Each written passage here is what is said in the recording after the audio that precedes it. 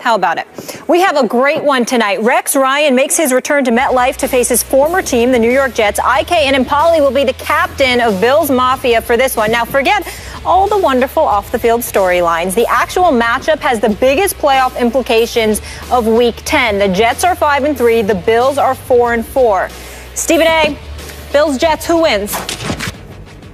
Well, I'm going with the Jets. I mean, Ryan Fitzpatrick is supposed to play last time I checked, and I think that, he'll do what he can not to lose this game. Hopefully the Jets' running attack will return.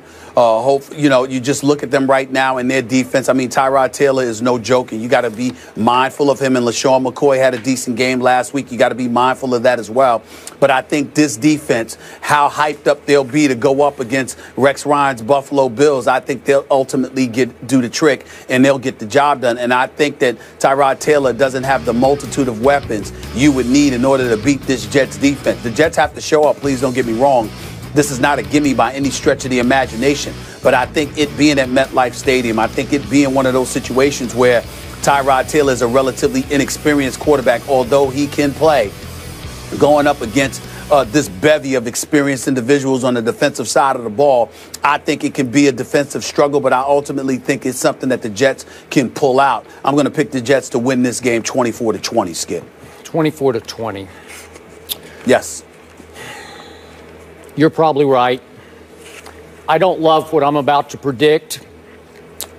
In a vacuum with no strings attached, I would go with your prediction. I would pick the Jets at the Jets to beat the Bills.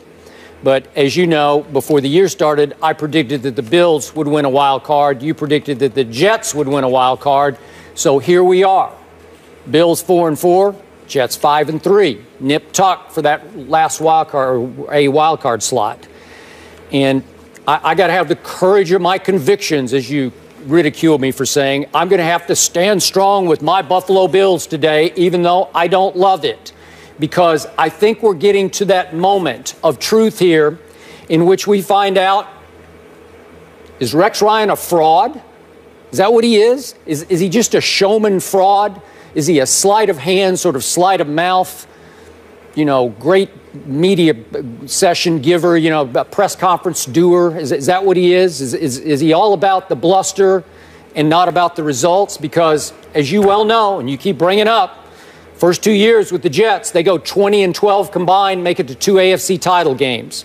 Won 4 playoff games, most in Jets history. And then what happened the last 4 years? As you keep reminding me, nothing. They missed the playoffs the last 4 years in New York. And now I look at the ranks. Last year, the Bills' defense was ranked 2nd in the National Football League. Right now, it's 16th under Rex. Not very good. Last year, the Jets fell to 25th in overall defense. I know they had injuries. I know they didn't have Revis. But now the Jets are hanging right in there at 7th under Todd Bowles and company. So looks like Todd Bowles is doing a much better job so far than Rex was able to do last year. This is a mind-blowing stat to me. Bills won last week to get back to 4-4. Rex is 2-17 after a win. I think it's over the last 4 years. 2-17 after a win. That's terrible. Since 2012. Since 2012, yeah. So what do I got going for me? Well, you had some reservations about Tyrod Taylor taking over this team. I got to tell you, he's turning into a pretty special playmaker in this league. He makes a lot of big plays. I hope he's healthy. He had the knee injury. He looked pretty good last week. Still completing 72% of his passes. It's pretty special. And again, against the Jets, who blitz #1, the most in the National Football League, against the blitz, Tyrod's completing 69% of his passes. So tonight, I got to go with my man Tyrod. I think he's going to make some plays against the blitz that inevitably will come. Sammy Watkins had his career-high 168 yards and receptions last week. Maybe he's ready to break out. I'm not sure LaShawn's right. He's got a banged-up shoulder, hasn't really been practicing, but is supposed to go. And I don't know. Maybe there's enough playmaking there because Tyrod, when he's been healthy, is 4-2. So I'm going to go. I like your 24, so I'll give it to my Bills. I'll give the Jets 22. 24-22, and the Bills make a wild card statement. And maybe Rex makes a little statement as he goes back up against his Jets, because if they stink it up tonight, I think we're going to have to start wondering whether Rex is for real or not. Well, let me piggyback off of that to say this about Rex Ryan.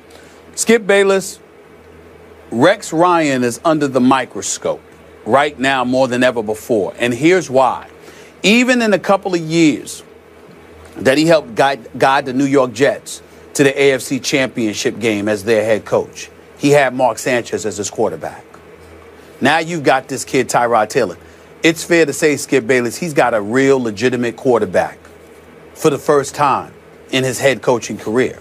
Because if you remember, it was Mark Sanchez, and then, I don't even remember who the hell it was after that, to be quite honest with you. I know Geno ultimately came.